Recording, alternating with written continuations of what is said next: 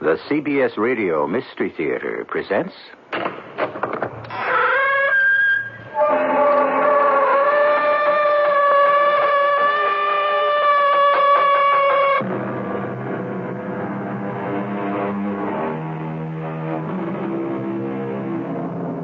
Come in. Welcome. I'm E.G. Marshall. The Yucatan in Mexico is a land of great scenic beauty and of extraordinary, unforgettable legends. The enigmatic wonders found in its caverns below the surface of the earth often excel the beauty and strangeness found above. And the incredible tales told by those who explore them, cavers or spelunkers as they're called, are a challenge few of them can resist. For it can truly be said that what is seen and heard below is indeed wondrous strange. Oh, I'll miss you when it's time to go back home, Maria Val. Grandfather Hunak say maybe you and Mr. Carling stay in Yucatan. Oh, where would he get an idea like that? Grandfather speak with dead ancestors. They tell him many things. But that's impossible. And no one can talk with the dead. Grandfather not like other people. He descends from Mayan priests and prophets. When Grandfather Hunak speak, the dead answer.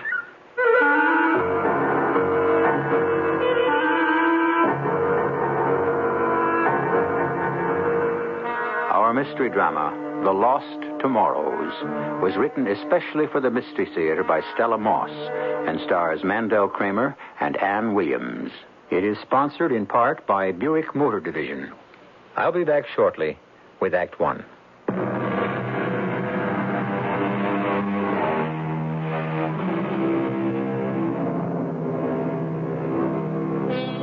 For most serious cave explorers, penetrating deep into the bowels of the earth is a challenge impossible to resist. The very thought of a dangerous caving expedition sets the heart pounding. Rena and Matthew Carling are two such cavers who have come to a tiny town in the lake territory of Yucatan. They have only one thought in mind: exploring little-known caves where they hope to find ancient Mayan relics. They are living in a temporary structure of palm leaves set up between two large trees. Two Mayan servants, Hunak and Maria Val, do their housekeeping. We've never found this many pieces so quickly, Rena. And how beautiful some of them are. Look at this piece of jade, Matthew. A Mayan princess might have worn it. And the pottery shards intrigue me. The eating utensils, all those curious patterns on them. I wish we could take the candlesticks home. They're so beautifully crafted. Seems a pity to have to give all these fascinating things to a Mexican museum. Well, just be glad they let us go into the caves to look for them. Yeah, these pottery pieces are offbeat. In what way? Hey, have a look. Each piece has the same pattern of a small bird on it. Poised in a sort of lunging position, head down, wings spread wide, sort of a tack stance, like a toy dive bomber. What do you suppose the Mayans had in mind? Yeah, we'll have to find out. Meanwhile, into the museum box they all go. Well, let's hope we do as well as this in the Cave of the Lost Tomorrows. Matthew, did you notice that Hunak and Maria Val both seemed upset as they served our breakfast? When we talked about tomorrow's caving trip, I mean. No, not particularly. They kept looking at each other in an odd way all the time they served us. I'd be a lot more comfortable if I knew what was on their minds. Well, I'll ask them. Hunak, you come in here for a minute. Hunak, come at once, Mr. Carling. And take it gently, Matthew. Life in this godforsaken place would be impossible without those two. Don't worry, trust me. Mr. Carling wish for something? Or Mrs. Carling? About tomorrow's cave trip. Hunak and granddaughter take care everything. If Mr. Carling not wish to change plans. Why should we change our plans? Well, if our luck holds out, the Mayan artifacts we found in other caves will be nothing compared to the Cave of the Lost Tomorrows. I may speak, Mr. Carling? Of course. Things you take from caves belong to dead ancestors. Do not belong in living world. Privacy of dead must be respected. Hunak, we are scientific cavers, and we believe that things like these belong where they can be studied But for living to take from dead, Hunak not understand. Well, that's the difference between science on one hand and legend and superstition on the other. Please, Matthew. Hunak knows Cave of Lost Tomorrows well. Many time Hunak go there, not same as other caves. In what way? Cave of fear and terror. Sacred cave of Mayan gods. Well, you don't frighten me, Hunak. Please pack the usual equipment. We'll be leaving early in the morning as scheduled.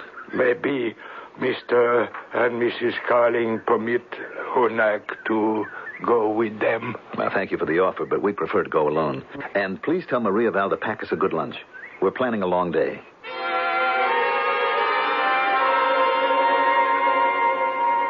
That lunch looks delicious, Maria Val. Many thanks, Mrs. Carling. Grandfather Hunak catch fresh fish this morning. I make for you and Mr. Carling. Well, that sounds fine. Also, you find sweet oranges in lunch basket and canteen filled from fresh, cool spring. I don't know how we'd manage without you. I'll miss you when it's time to leave Yucatan and go back home. Maybe you'll stay in Yucatan. Oh, not a chance. Grandfather say maybe you and Mr. Carling stay. Well, where would he get an idea like that? Grandfather speak with dead ancestors. Dead ancestors? They tell many things. That's impossible. No one can talk with the dead. Grandfather Hunak, not same as other people. In what way?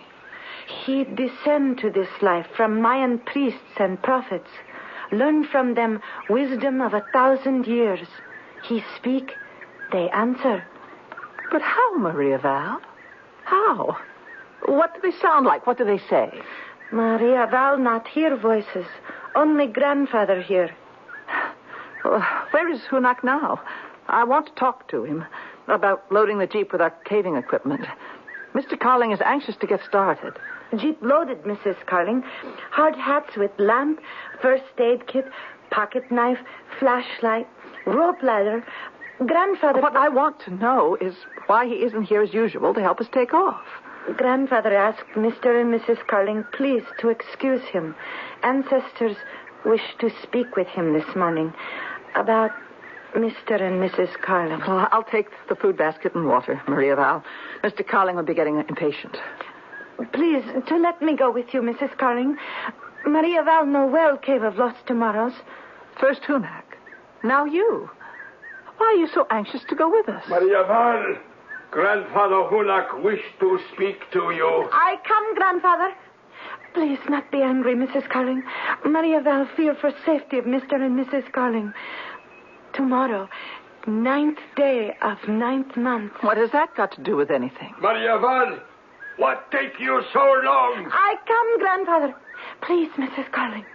Foreign people not safe in Cave of Lost Tomorrows. Please to be careful. Please.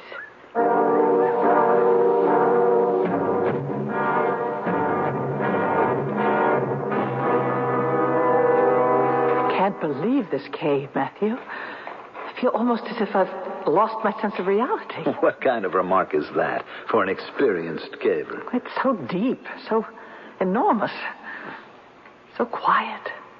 And there's such a maze of passageways and chambers. I have to struggle to keep my sense of which way is up and which way is down, which way is in and which way is out. Oh, I hate to get stranded here. Well, now just stop worrying about it. I've been making a careful map of every small cave inside the large one and every connecting tunnel. Now, we've been through 8 passageways and inside 8 cave chambers. Is it possible there's a total of 9 passageways and 9 cave chambers? 9 was a sacred number to the ancient Mayans, and today is the 9th day of the 9th month. What's got into you? Between Hunak and Maria Val, they've really managed to upset you. Matthew, do you realize our only link with the outside world is a thin stream of daylight coming through a narrow cave entrance 8 chambers and 8 tunnels away? I've even lost my sense of time. I'm not sure if we've been here minutes or hours or days. Rena, trust me, we've never yet failed on a caving expedition. Look, I'll make a bargain with you. What's that? The minute we find a really good piece for our museum box, we'll do a right-about face and go back to camp. Fair enough? Now, if you'll just let your searchlight sweep over the darkness for a second or two, I'll be my old self again. The darkness here is different somehow. Like black, paper-thin glass. Well, I'd rather save my batteries and stick with the light from the lamps on our hard hats, but if it'll make you feel better, on goes the flashlight.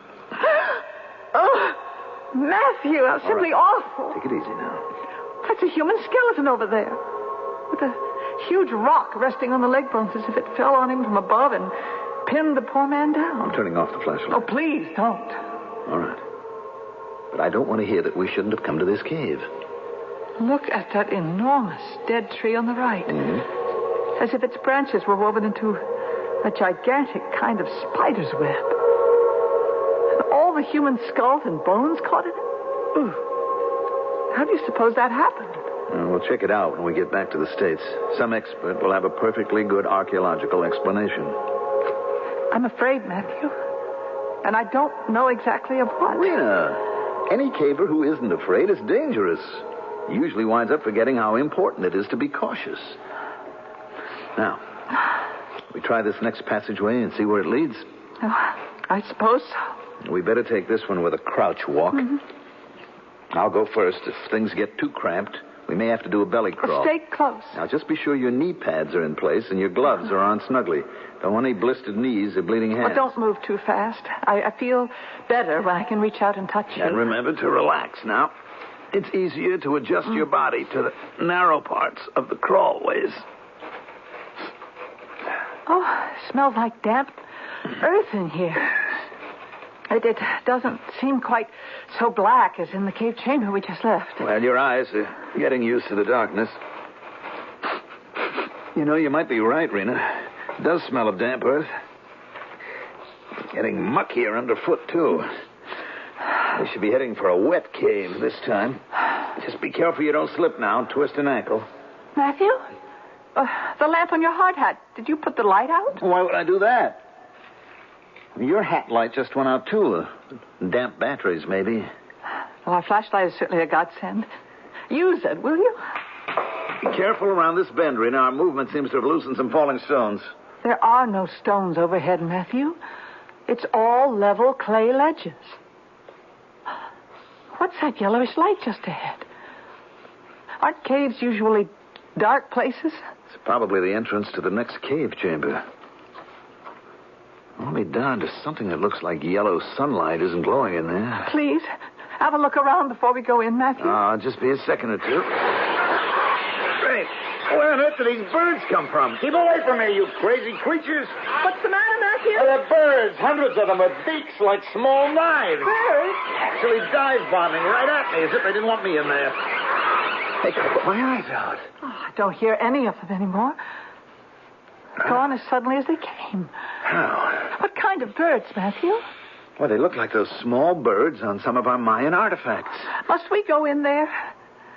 Well, I don't see why not. Because the idea of hundreds of birds in a cave this far underground bothers me.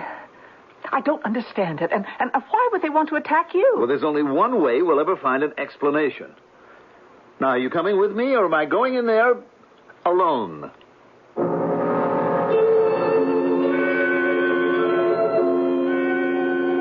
How to understand the mind, the spirit that compels a man to walk on the moon, to touch the bottom of the sea, or as in the case of Matthew Carling, to defy a long history of ancient superstition, to explore the dangers and mysteries of a multi-chambered cave in faraway Yucatan. Will Matthew's passion for caving bring him in touch with some explanation of the mysteries in the cave of the lost tomorrows? I'll be back shortly with Act 2.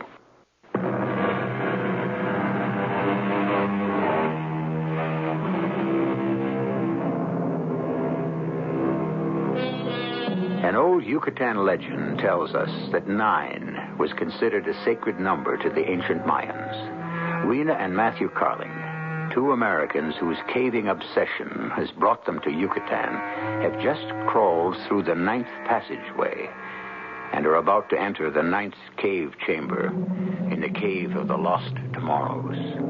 It is the 9th day of the 9th month.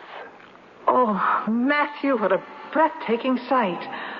All those elegant stalactites hanging from the roof like delicate Venetian chandeliers.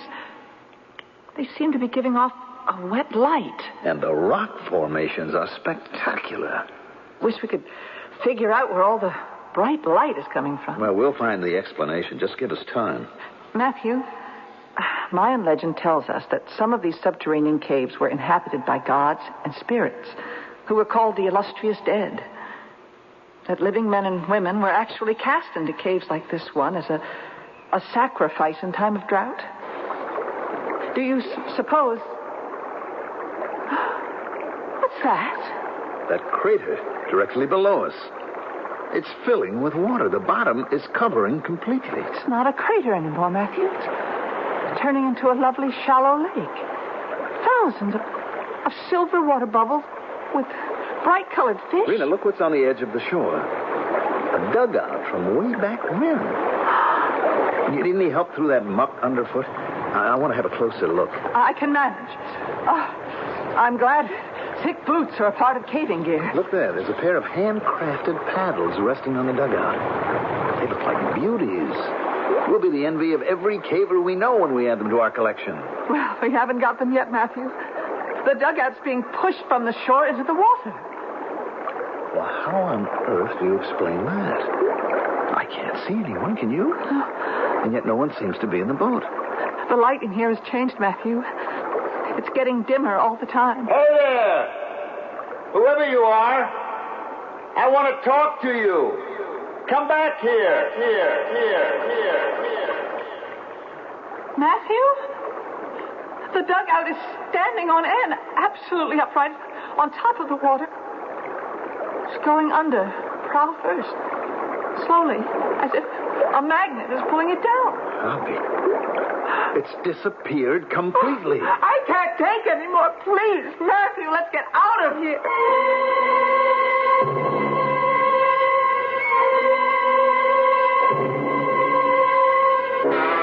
Few who visit Cave of Lost Tomorrows wish to return there.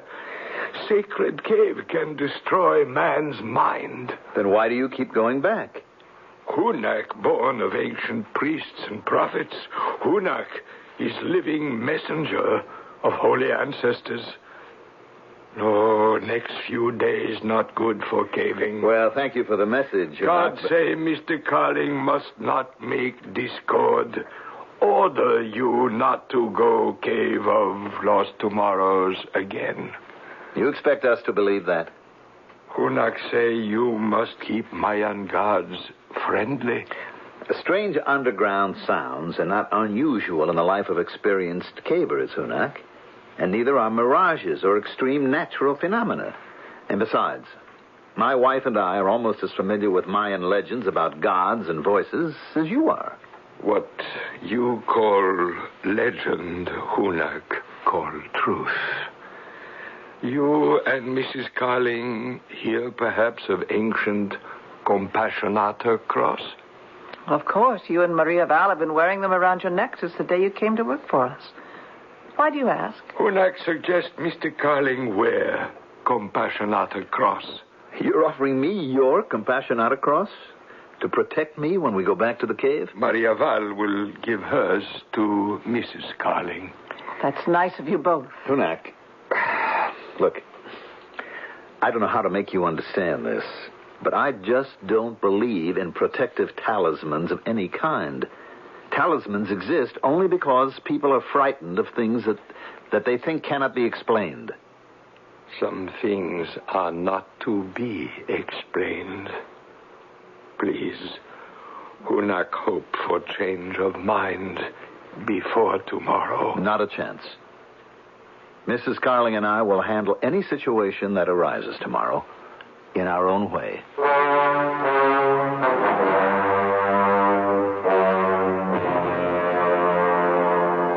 You're a good sport to have another go at this cave with me, Rena. I thought I might be coming back alone.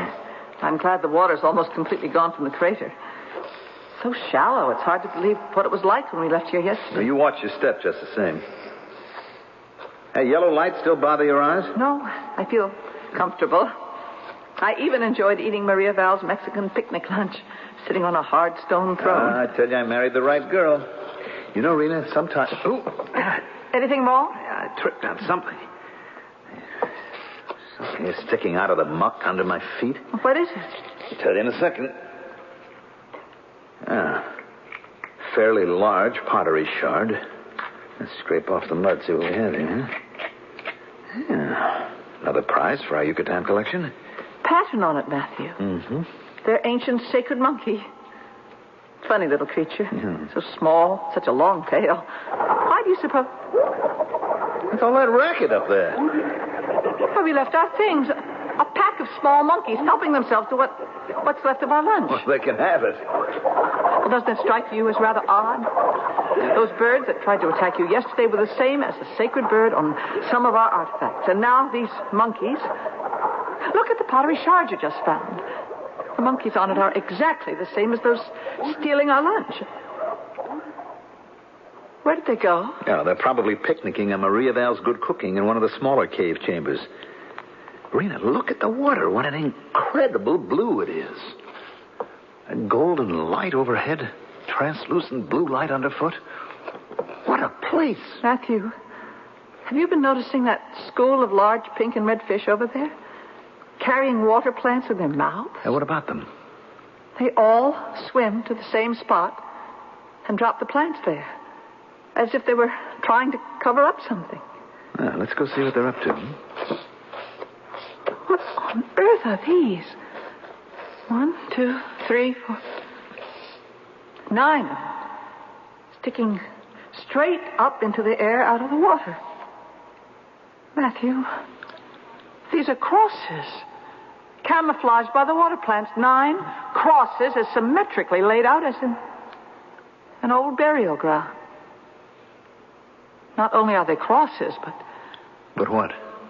Look, each one marks a grave. 9 graves.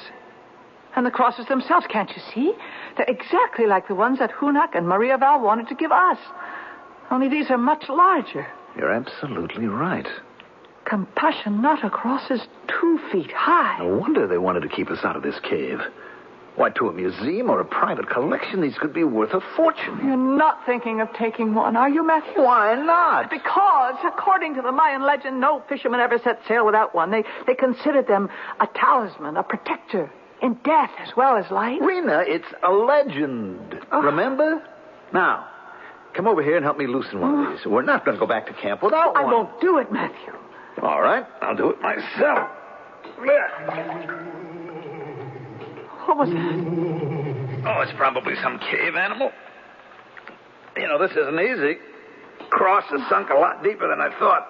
I'll give it another try. Oh, give it up, Matthew, please. The lake's beginning to fill up again. Just one last try. I'll go without you, Matthew, please. You're not making sense. I got it, Rita. I got it. I'm coming. I'm bringing it with me. Compassionata cross for our collection.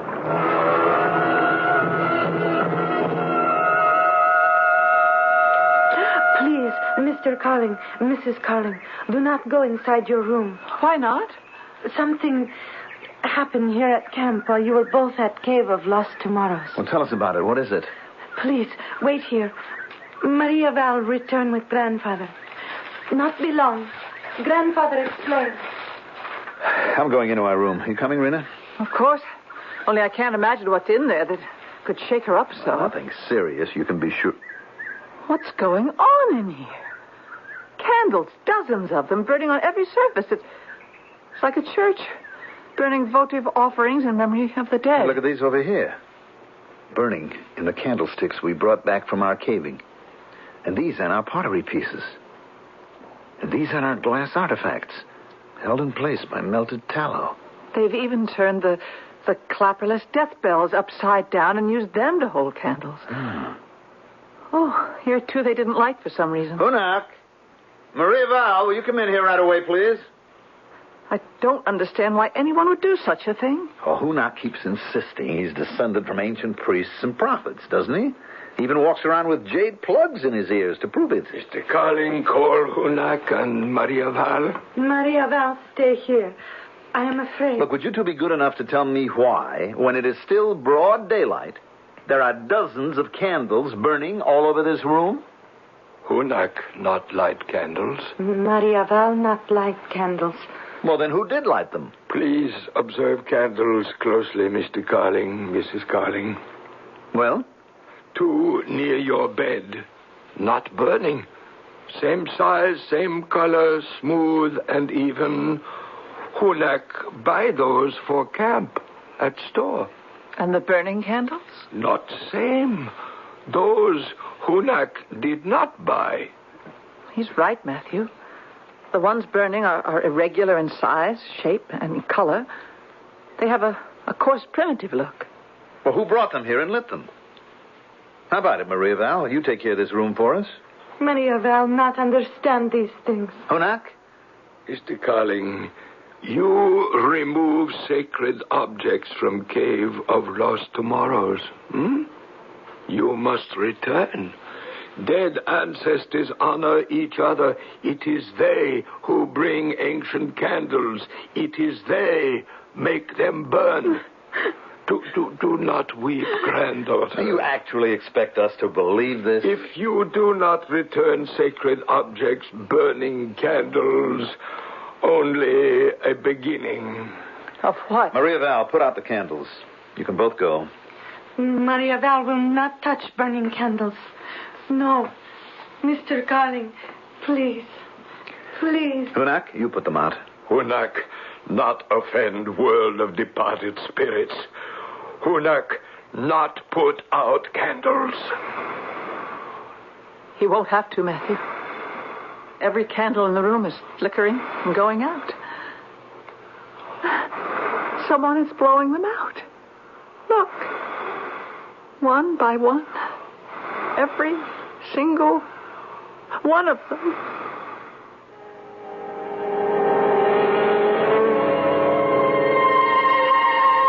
Hunak stands motionless a moment, his eyes closed, his head bowed, his lips moving silently. Then slowly he lowers himself to the earthen floor, lies flat on his back, and places his fingertips lightly on his moist forehead. Soft, archaic sounds form on his lips and fill the air, making a hypnotic melody. Matthew and Rena Carling watch incredulously as they realize that Hunak is attempting to communicate with his dead ancestors. I'll return shortly with Act 3.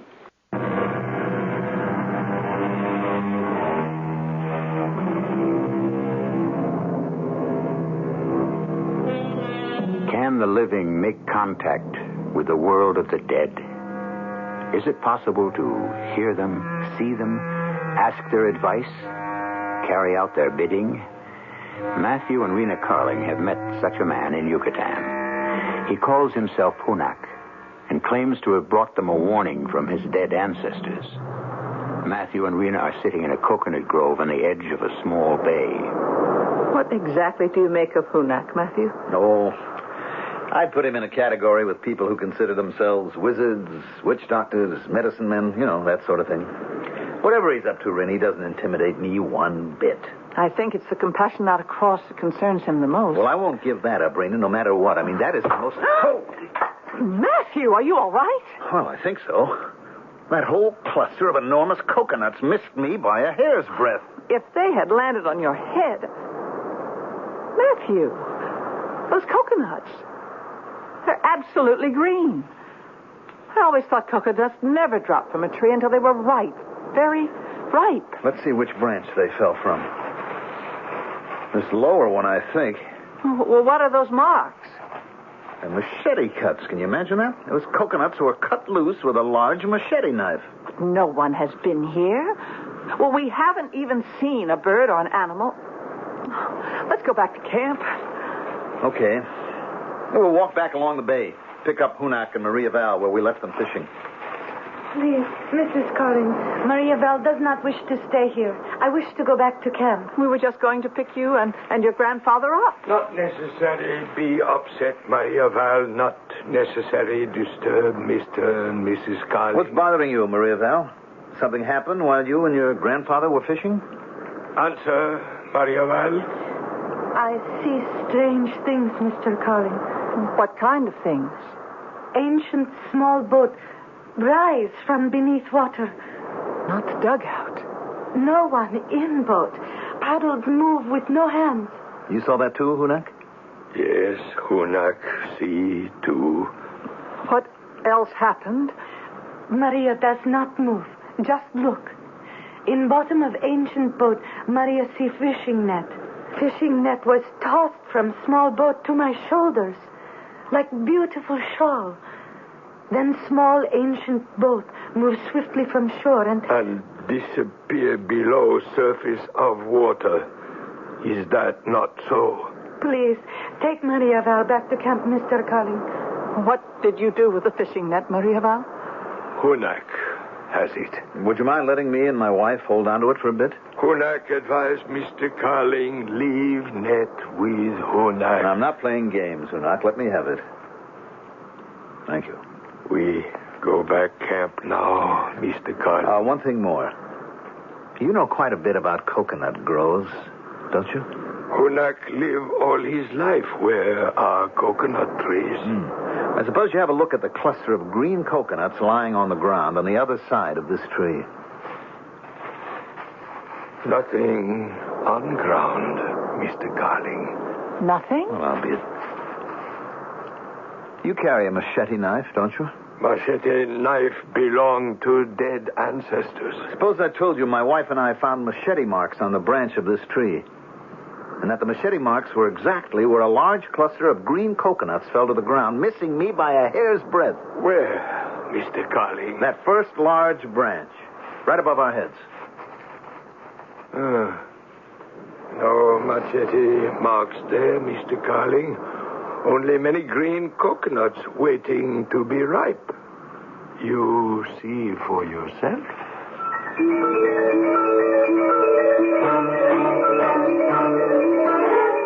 I can't seem to understand what goes on here, Matthew. I feel as if my thinking is going native, or if Hunak and Maria Val are putting a drug of some kind in what we eat and drink. Let's change our plane reservations and go home. Rena, Yucatan is a once-in-a-lifetime experience. Now, I'm not cutting it short. Look, we'll both feel better after a good night's sleep. Well, I don't even feel comfortable in this room we're living in anymore. Would you mind leaving a light on tonight? Somehow the idea of the dark bothers me. Oh, come on. You don't really mean that. Besides, you know I can't sleep if there's a light on. Oh, all right. Put it out. Sleep well, darling. I'd like to get a really early start in the morning. Did you hear anything just now, Matthew? What? Matthew! Rena! My throat! Something's tightening around the throat. What on earth's got into you? I can hardly breathe. And knotted rope choking Yeah, me. you put on the light. There's no one here. You must have started to have a nightmare. Wait a second. What is it? Well, the skin on your throat is all red, and also Also what? there are small round marks on your neck. As if from a knotted rope of some kind. Oh. Matthew, I can't bear it anymore. I'm going to pack this minute and get ready to go home. Nobody could possibly have been in here without our hearing him. No sign of any knotted rope anywhere in the room. Look, on the floor at my feet. The fisherman's net that I took from Hunak. Someone was trying to strangle me with that knotted fisherman's net.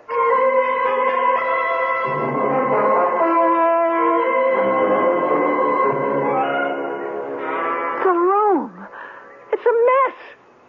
Suitcases wide open, things scattered all over the floor. Someone's been here looking for something. Probably after we fell asleep. What I don't understand is why we don't ever see or hear anyone. Rena, look at this box. It was full of our best relics. Absolutely empty. The pieces with the sacred birds and monkeys, the candlesticks, the death bell. Every one of them gone. They even took the Compassionata cross that I had right under where I was sleeping. Well, why didn't they touch this other box here? It's full of the other artifacts we found. Matthew, they only took the sacred relics. Oh, please, let's be satisfied with these and... Go home? Not on your life. Hunak? Maria Val? I'm going to tell them we'll leave. Those two are probably miles away by this time. We'll never see either of them or the missing pieces again. Mrs. Carling, call Maria Val. Just come in, please. Oh, yes. Come in and have a look around.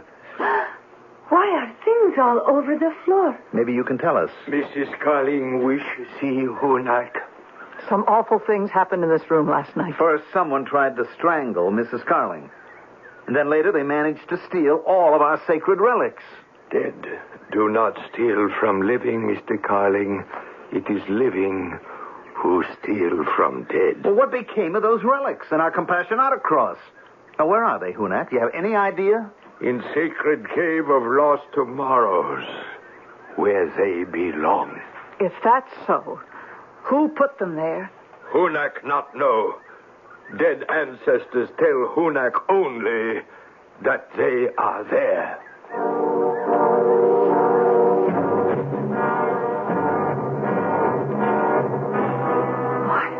I don't know why I keep letting you persuade me to come back into this cave.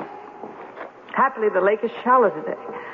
Sloshing through this muddy lake bottom in heavy boots isn't exactly fun. We're here in the burial ground, so we'll have some answers pretty soon now. Look, count the Compassionata crosses, like I just did. This is 2, 5, 6, 9 7. upright crosses marking 9 tidy graves, including the one you dug up the last time. The cross is back where you took it from. Yes, and I'll bet Hunak has a pretty good idea of how it... What happened? Stubbed my boot against something. Oh, can you see what? I see it. An old metal box. Pretty heavy. What's in it? Well, how do you like that? All our stolen cave pieces. Every single one. Plus what?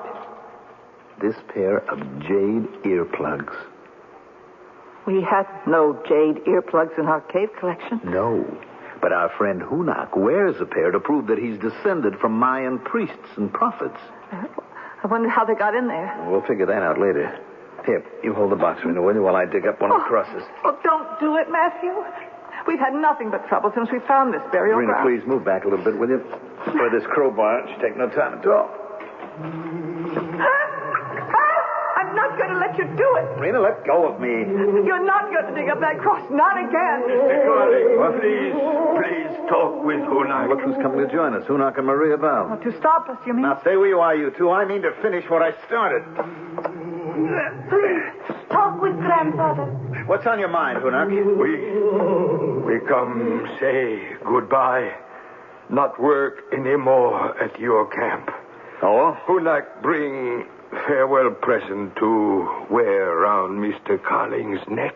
Maria Val, bring one for Mrs. Carling, too. Please, lower your head, Mr. Carling. Now, wait a minute. What's on that chain?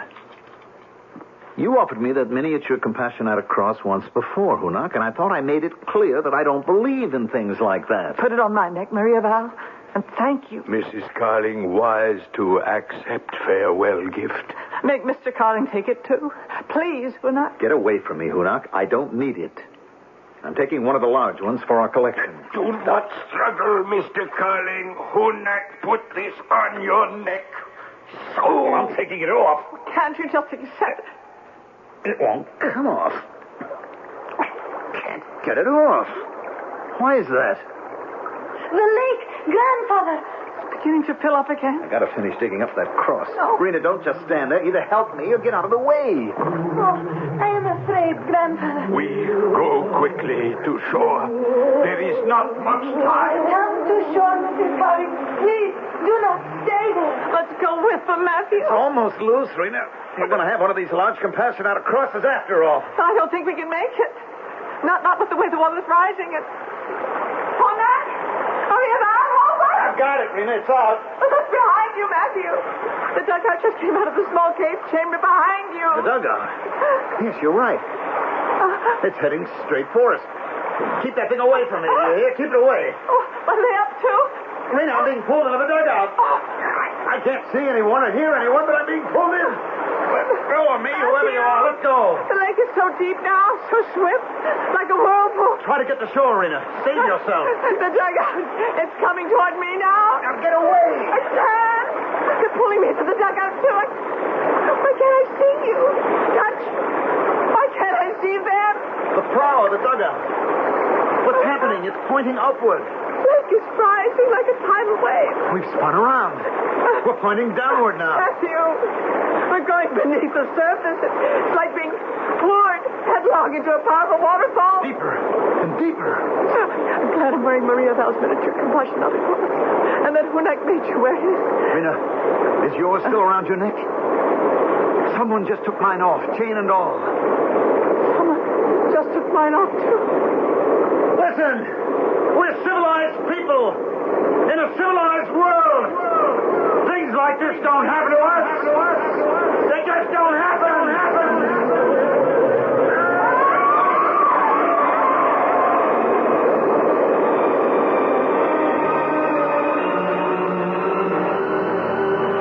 As the underground lake subsides, Hunak and Maria Val look down at two familiar bodies, drenched, lifeless, lying close to the mysterious burial ground. The miniature Compassionata crosses are gone from their necks and hung innocently on the necks of their rightful owners. In the burial ground, the large Compassionata cross stands upright in its place, one of 9, a sacred number to the ancient Mayans. I'll be back shortly.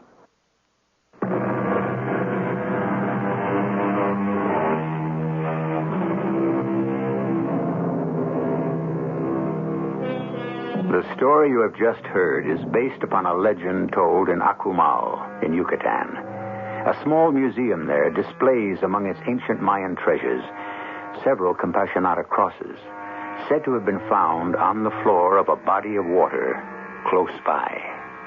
The large ones are like those which mark the graves in the Cave of Lost Tomorrows. The miniatures are identical with those worn by Hunak and Maria Val.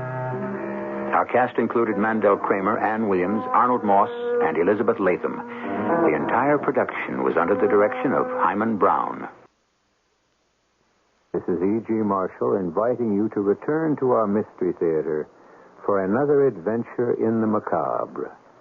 Until next time, pleasant dreams.